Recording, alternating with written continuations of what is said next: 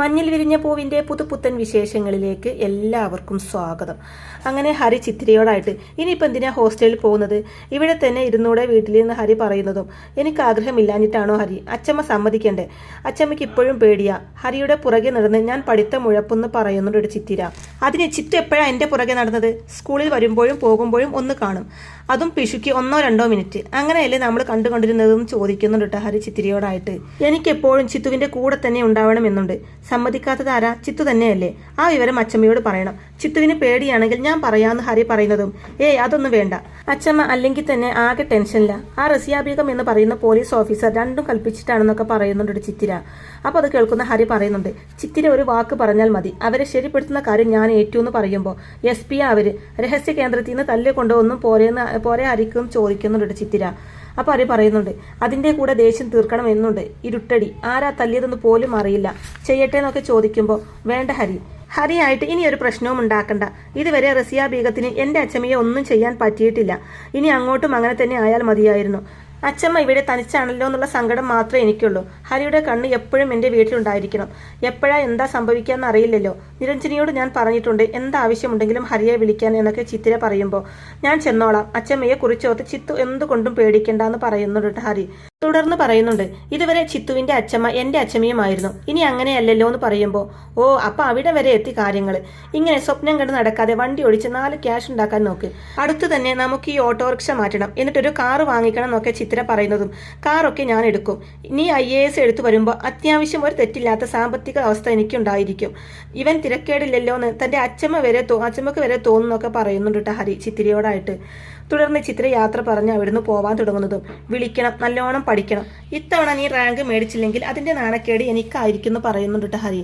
അതിനുശേഷം കാണിക്കുന്നത് പ്രതിഭ റസിയയോടായിട്ട് പറയുന്നുണ്ട്, ഞാൻ അന്ന് പറഞ്ഞില്ലേ റസിയ, അത്ര പെട്ടെന്നൊന്നും മല്ലികയെ വീഴ്ത്താൻ പറ്റില്ലെന്ന്, ഹരിയെ കേസിൽ കൊടുക്കാനുള്ള നീക്കമൊക്കെ ഉഗ്രനായിരുന്നു, പക്ഷെ അത് വിജയിച്ചില്ല, വിജയിക്കുമെന്ന ഘട്ടം വന്നപ്പോൾ പൊളിഞ്ഞു, ഭാഗ്യ, അവളുടെ ഒടുക്കത്തെ ഭാഗ്യ റസിയ ഇതിന്റെ കാരണം എന്നൊക്കെ പ്രതിഭ പറയുമ്പോൾ ഞാനപ്പോൾ ഇനി എന്ത് ചെയ്യണം, എല്ലാം മതിയാക്കി തിരിച്ചു പോട്ടെ എന്ന് റസിയ ചോദിക്കുമ്പോൾ തിരിച്ചു പോവാനോ, അതിനാണോ റസിയ ഇങ്ങോട്ട് വന്നത്, മറ്റാരോടും വേണ്ട, മരിച്ചുപോയ സ്വന്തം അച്ഛനോട് വേണ്ട ഒരു കടപ്പാട്, റസിയ തിരിച്ചു പോയാൽ വേദനിക്കുന്നത് ആസാദിയുടെ ആത്മാവായിരിക്കും എന്നൊക്കെ പറയുന്നുണ്ട് പ്രതിഭ.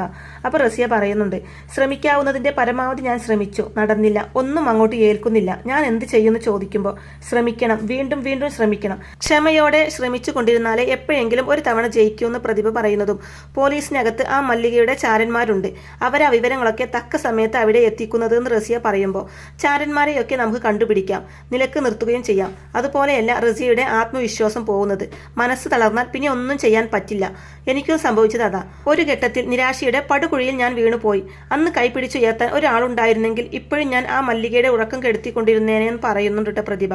തുടർന്ന് പറയുന്നുണ്ട്, റസിയക്ക് ഞാനുണ്ട്, അതുകൊണ്ട് ഒരിക്കലും നിരാശപ്പെടേണ്ടെന്ന് പറയുമ്പോൾ നിരാശയൊന്നും എനിക്കില്ല, പ്ലാൻ ചെയ്യുന്നതൊന്നും സക്സസ് ആക്കാൻ പറ്റുന്നില്ല, അതിന്റെ ഒരു വിഷയം മാത്രമേ എനിക്കുള്ളൂ എന്ന് പറയുന്നുണ്ട് റസിയ.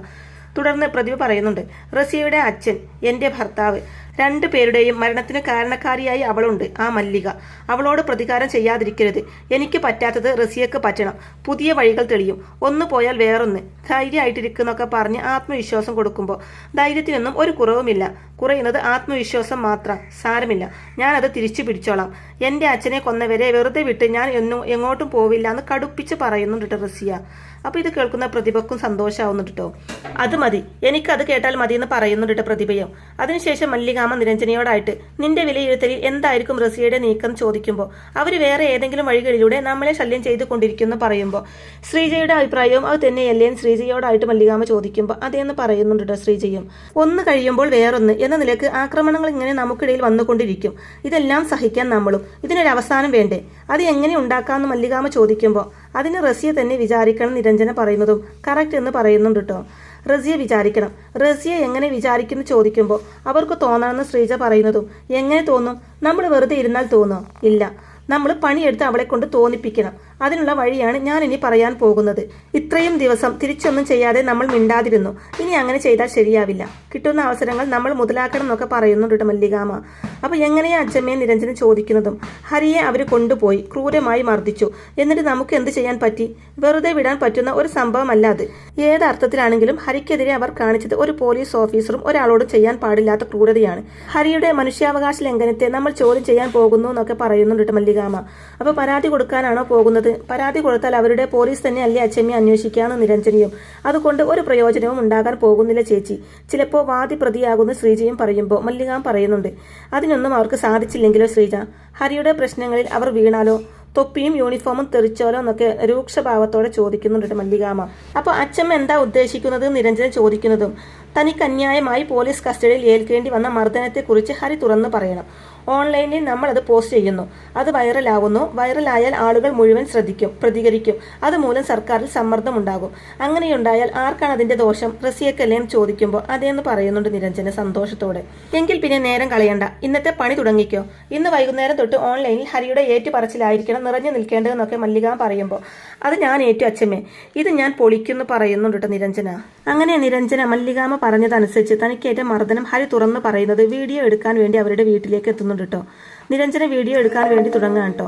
നടന്നത് അതുപോലെ പറഞ്ഞാൽ മതി, ഒട്ടും കൂടുകയും വേണ്ട കുറയ്ക്കുകയും വേണ്ട നിരഞ്ജന പറയുന്നതും. മോളെ, ഇതുകൊണ്ട് വേറെ പ്രശ്നമൊന്നും ഉണ്ടാവില്ലല്ലോ എന്ന് രാഗിണി ചോദിക്കുമ്പോൾ എന്ത് പ്രശ്നം അമ്മേ?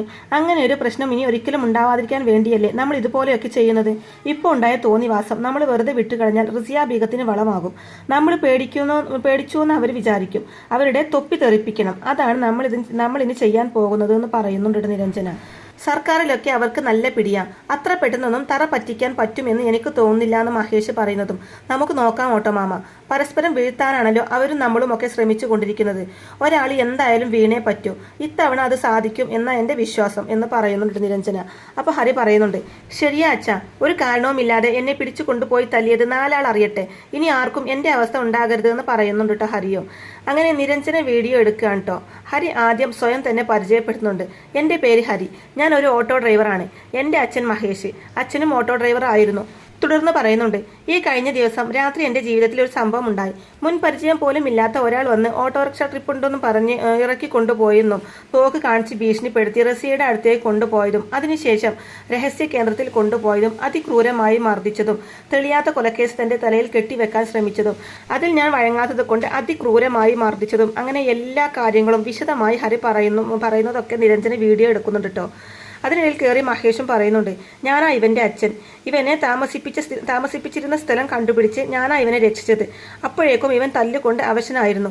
എൻ്റെ മോനുണ്ടായ ഗതികേട് ഇനി ഈ നാട്ടിൽ ആർക്കും ഉണ്ടാവരുത് എന്നൊക്കെ പറയുന്നുണ്ട് കേട്ടോ മഹേഷും. അതെല്ലാം നിരഞ്ജന വീഡിയോ എടുക്കുന്നുണ്ട് കേട്ടോ. തുടർന്ന് നിരഞ്ജന പറയുന്നുണ്ട്, സ്റ്റേഷനിൽ കൊണ്ടുപോയി ഒരു പരാതി കൊടുക്കാൻ അറിയാത്തത് കൊണ്ടല്ല ഇവർക്ക്, അതുകൊണ്ട് ഒരു പ്രയോജനവും ഉണ്ടാവില്ലെന്ന് നിരവധി സംഭവങ്ങളിലൂടെ ഇവർ തിരിച്ചറിഞ്ഞു കഴിഞ്ഞിരുന്നു. ജനാധിപത്യത്തിന്റെ മഹത്വത്തെക്കുറിച്ച് എപ്പോഴും വാചാലരാകുന്നവരാണല്ലോ നമ്മൾ. ഹരിയുടെ ദുരനുഭവത്തെക്കുറിച്ച് എല്ലാവരും പ്രതികരിക്കണമെന്ന് വിനീതമായി അഭ്യർത്ഥിക്കുന്നു. തെറ്റ് ചെയ്ത പോലീസ് ഉദ്യോഗസ്ഥന്മാരെ ശിക്ഷിക്കണം എന്നുകൂടി വീഡിയോയിൽ ഉൾപ്പെടുത്തുന്നുണ്ട് കേട്ടോ നിരഞ്ജന. അങ്ങനെ വീഡിയോ എടുത്തു കഴിഞ്ഞതിന് ശേഷം നിരഞ്ജന അവരോടായിട്ട് പറയുന്നുണ്ട്, വേണമെന്ന് എല്ലാവരും പറയും. അതോടെ റസിയയുടെ കസേര ഇളകും, അവർക്കെതിരെ നടപടി വരും, തൊപ്പി തെറിക്കുന്നൊക്കെ പറയുമ്പോൾ അപ്പോൾ അത് കേൾക്കുന്ന രാഗിണി, അങ്ങനെ സംഭവിച്ചു കഴിഞ്ഞാൽ സകല അമ്പലത്തിലും വഴിപാട് കഴിപ്പിക്കുമെന്ന് പറയുന്നുണ്ട് കേട്ടോ.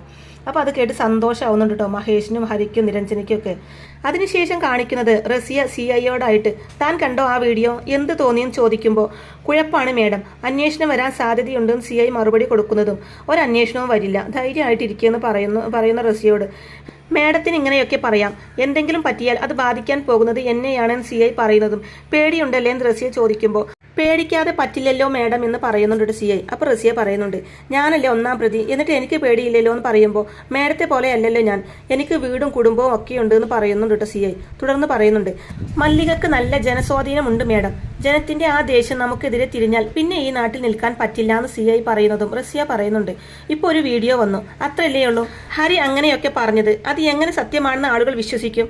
അങ്ങനെയാണെങ്കിൽ എല്ലാവർക്കും ഓരോ ദിവസവും ഓരോന്ന് വന്ന് പറയാലോ എന്നൊക്കെ പറയുമ്പോൾ CI പറയുന്നുണ്ട്, ഈ നാടിന്റെ ഒരു പ്രത്യേകത എന്താണെന്ന് അറിയോ മേഡം? അനീതിക്കെതിരെ പെട്ടെന്ന് ജനരോഷമുണ്ടാകും. പോലീസാണ് പ്രതിസ്ഥാനത്തെങ്കിൽ പിന്നെ പറയുകയും വേണ്ട. രാഷ്ട്രീയ നേതാക്കൾ, മീഡിയക്കാർ എന്ന് വേണ്ട സകലരും നമുക്കെതിരെ രംഗത്തിറങ്ങും. പിടിച്ചു നിൽക്കാൻ കുറച്ച് പാടാ മേഡം എന്നൊക്കെ പറയുന്നുണ്ട് CI. അപ്പോൾ റസിയ പറയുന്നുണ്ട്, നമുക്ക് നോക്കാം, എന്ത് വന്നാലും നേരിടാം എന്നുള്ള ചങ്കൂറ്റം എനിക്കുണ്ട്, അതുകൊണ്ട് പേടിക്കേണ്ടെന്ന് പറയുമ്പോൾ വകുപ്പ് തല അന്വേഷണം വരുന്ന എൻ്റെ പേടിയെന്ന് CI പറയുന്നതും, ആദ്യം അവരൊരു പരാതി കൊടുക്കട്ടെ, ആ പരാതി പ്രാഥമികമായി അന്വേഷിക്കണ്ടേ, നമ്മൾ തന്നെയല്ലേ അന്വേഷിക്കേണ്ടത്. പരാതി കഴമ്പില്ലാത്തതാണെന്നും പരാതിയിൽ പറയുന്നതൊന്നും സത്യമല്ലെന്നും അന്വേഷണ റിപ്പോർട്ട് വരും, അതോടെ തീർന്നില്ലേ എന്നൊക്കെ റസിയ പറയുമ്പോൾ, അതല്ല മേഡം പ്രതിപക്ഷം എന്ന് CI പറയുന്നതും, രാഷ്ട്രീയക്കാർ എന്ത് വേണമെങ്കിലും പറഞ്ഞോട്ടെ, മീഡിയക്കാരും പറഞ്ഞോട്ടെ, നമ്മൾ മിണ്ടാതിരിക്കുന്നു, അവർക്ക് ഓൺലൈൻ അധിക്ഷേപം നടത്താൻ മാത്രമേ പരിപാടിയുള്ളൂ എന്നാണ് എനിക്ക് തോന്നുന്നത്. കുറച്ച് ദിവസം കഴിയുമ്പോൾ ഇതൊക്കെ കെട്ടടങ്ങുന്ന റസിയ പറയുമ്പോൾ, എനിക്ക് തോന്നുന്നില്ല മേഡം ഇതങ്ങനെ കെട്ടടങ്ങുമെന്ന്, ഇത് പണിയാകാനാണ് സാധ്യത. എൻ്റെ മനസ്സങ്ങനെ പറയുന്നു CI പറയുമ്പോൾ, ധൈര്യമായിട്ടിരിക്കുക, തനിക്കൊന്നും സംഭവിക്കില്ല, സംഭവിക്കാതെ ഞാൻ നോക്കിക്കൊള്ളാമെന്ന് പറഞ്ഞ് റസിയെ സമാധാനിപ്പിക്കുമ്പോൾ, എന്നൊക്കെ ഇപ്പം പറയും, ഒരു പ്രശ്നം വരുമ്പോൾ അറിയാമെന്ന് പറഞ്ഞിട്ട് CI അവിടുന്ന് പോവാണ് കേട്ടോ. അതിനുശേഷം കാണിക്കുന്നത് മല്ലികാമ ഒരു ലെറ്റർ നിരഞ്ജനയുടെ കയ്യിൽ കൊടുത്ത് ഇതെന്തെന്ന് വായിച്ചു നോക്കുമെന്ന് പറയുമ്പോൾ, ഇതെന്താണെന്ന് തിരിച്ചു ചോദിക്കുന്നുണ്ട് നിരഞ്ജന.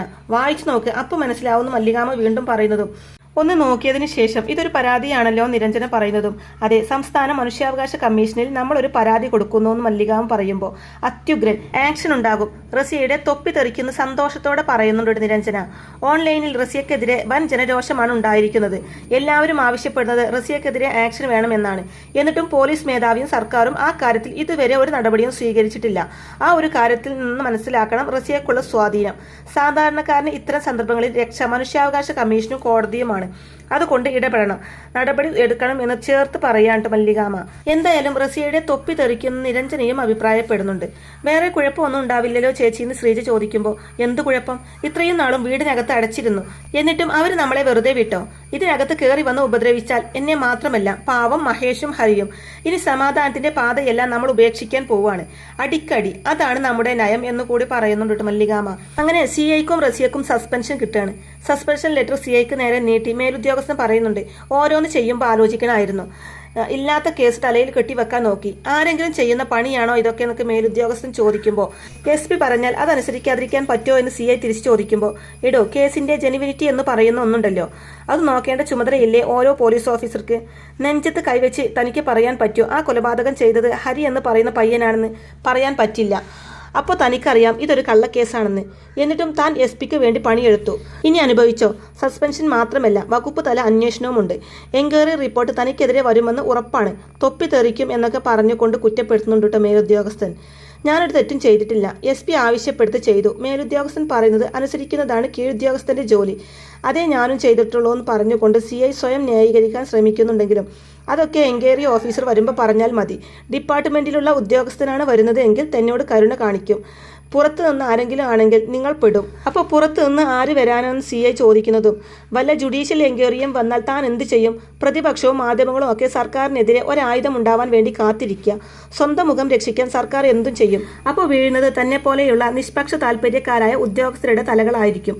എന്തായാലും തലയിൽ വരച്ചത് അനുഭവിക്കാതിരിക്കാൻ പറ്റില്ലല്ലോ. അനുഭവിച്ചോന്ന് മേലുദ്യോഗസ്ഥൻ പറയുമ്പോൾ CI അവിടെ ഒന്നും എഴുന്നേറ്റ് പോവാണ് ചെയ്യുന്നത്.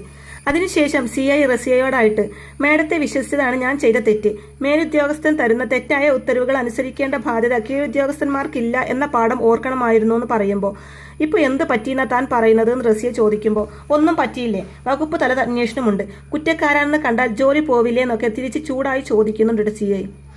അപ്പോൾ ഇങ്ങനെയൊക്കെയുള്ള നല്ല അടിപൊളി ത്രില്ലിംഗ് എപ്പിസോഡുകളൊക്കെ ആയിരിക്കും കേട്ടോ ഇനി വരാനിരിക്കുന്നത്. അപ്പോൾ ഈ റിവ്യൂ ഇഷ്ടമായിട്ടുണ്ടെങ്കിൽ വീഡിയോ ലൈക്ക് ചെയ്യാനും ചാനൽ കൂടി ഒന്ന് സബ്സ്ക്രൈബ് ചെയ്ത് സപ്പോർട്ട് ചെയ്യാനും മറക്കല്ലേ ഫ്രണ്ട്സ്. താങ്ക്